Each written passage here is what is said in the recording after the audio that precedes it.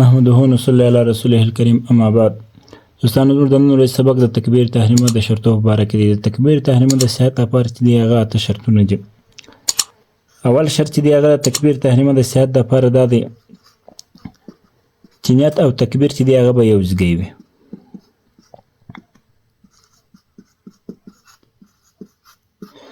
هغه دا رقم یو ځای وي که چیرې چې دی هغه مطلب انسان اوله نیت وتړي بیا تکبیر ووایي دا چې دی هغه افضل او اعلی طریقه ده. او که دا رقم چې انسان اوله پوره چې دی هغه نیت تړلی بیا چې دی هغه په مابینځ کې څه ټیم تېر شي بیا تکبیر تحریمه وویل لمونځ شروع کړي. خو د دې تکبیر تحریمه او د نیت په مابینځ کې به دا رقم کار نه کړي چې په هغه سره چې دی هغه لمونځ فاسده کېږي، مطلب لکه خوراک سو څښاک سو او دا رقم نور. دویم د تکبیر تحریمه د صحت لپاره دویم شرط دا دی چې په کومو لمونځو کې ولاړه چې دی هغه فرض وي په هغه کې تکبیر چې دی هغه په ولاړې چې دی هغه ویل پکار دی، په قیامه کې ویل پکار دی.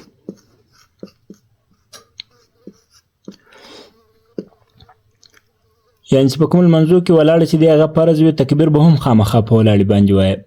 دا رقم به نه کوي چې مطلب امام چې دی هغه ته په رکوع کې پیدا کې ته راسې بس په هغه رکوع کې چې دی هغه ځان کښته کړي او تکبیر چې دی هغه وایه. دا رقم به نه کوي. دریم شرط د تکبیر تحریمه د صحت لپاره دا دی چې تکبیر تحریمه چې دی هغه به تکبیر به در نیت مخکې نه وي،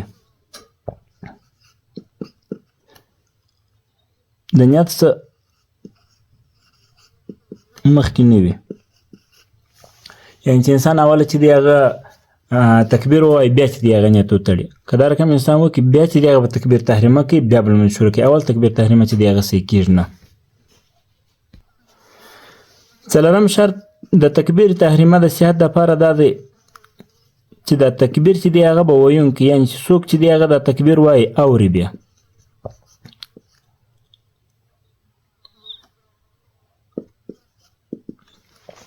یعنې تکبیر چې دی هغه به انسان په دونه اواز سره وایي چې انسان یې واوري. د ګونګي دپاره چې دی هغه تکبیر معاف دی، یعنې هغه بغیر له تکبیر چې دی هغه لمونځ چې دی هغه یې صحیح کېږي. پنځم شرط د تکبیر تحریمه د صحت دپاره دا دی چې الفاظ چې دی هغه بیا دا رقم وي چې په هغه کې د الله لوړوالی چې دی هغه بیانېږي. یعنې تکبیر به په دا رقم الفاظ سره وایي چې په هغه کې د الله تعالی لوړوالی او د الله تعالی چې دی هغه عظمت کې پروت وي په دا رقم، لکه الله اکبر الله عظیم. دا رقم زموږ په مذهب باندې په دی چې دی هغه الفاظ سره چې دی هغه بیا وایي. شپږم شرط د تکبیر تحریمه د صحت لپاره دا دی چې الله اکبر به نه وایي. یعنې مطلب د دغه الف څه وروسته به د الف څخه مخکې چې دی هغه به همزه نه پیدا کړي. الله اکبر چې دی هغه بیا نه وایي.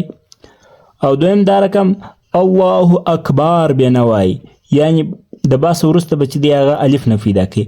الله اکبر او الله اکبر به نه وي.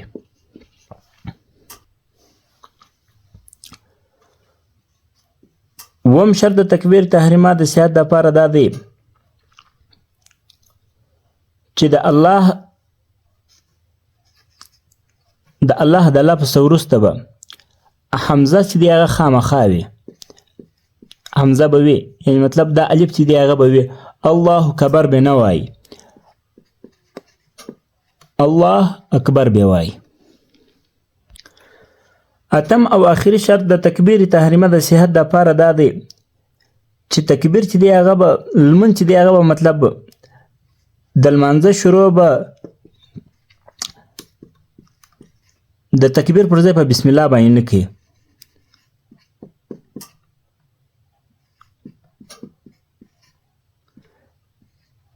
په بسم الله باندې به نه وي.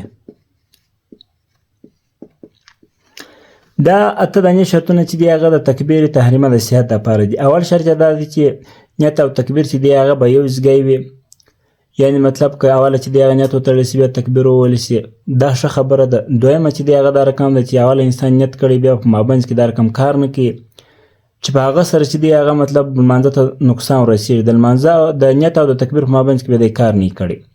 دویم دا چې په کوم لمانځو کې ولاړه فرض ده په هغه کې به تکبیر هم په ولاړې باندې وایي.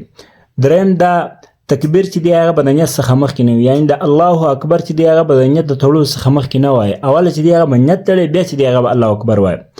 څلورم شرط دا دی چې تکبیر به ته خپله اورې، یعنې مطلب په دونه اواز سره به اورې چې ته چې دی هغه په دونه لوړ اواز سره به وایې چې ته یې اورېدی سې. او د ګونګي دپاره چې دی هغه اول الله اکبر معاف دی. پنځم تکبیر دا دی پنځم شرط چې دی هغه تکبیر تحریمه د صحت دپاره دا دی چې الفاظ به هغه وي چې په هغه کې د الله تعالی لوړوالی او عظمت وي. اووم شرط د تکبیر تحریمه د صحت دپاره چې دی هغه دا دی شپږم شرط چې الله اکبر بنوي، یعنې مطلب اول حمزه چې دی هغه به کشیې نه او د با څخه وروسته به په الله اکبر کې به د با څخه وروسته الف نه پیدا کړي، الله اکبر به نه وایه. اووم شرط د تکبیر تحریمه د صحت دپاره دا دی چې د الله څخه به وروسته حمزه خامخا وایي، یعنې الله اکبر به وایي، الله اکبر به چې دی هغه نه وایي. اتم شرط د تکبیر تحریمه د صحت دپاره دا دی چې د لمانځه شروع چې دی هغه به د تکبیر پر ځای چې دی هغه په بسم الله سره نه کوي، یعنې چې ته د تکبیر پر ځای باندې بسم الله الرحمن الرحیم ووایي او نیت چې دی هغه وتړې دا رقم چې دی هغه به نه کوي. نو دا و دوستانو زموږ د نن ورځې ویډیو. که د چا چې دی هغه سر نه یې په خلاصوي یا څه چې دی هغه مشکل وي ورته په کوم الفاظو کې ورته چې دی هغه مشکل یې سر یې نه یې په خلاصوي هغه پوښتنه کولی شي. زموږ د واتساپ نمبر باندې په شخصي کې چې دی هغه پوښتنه کولی شي. در بلې ویډیو پورې د الله په امان والسلام.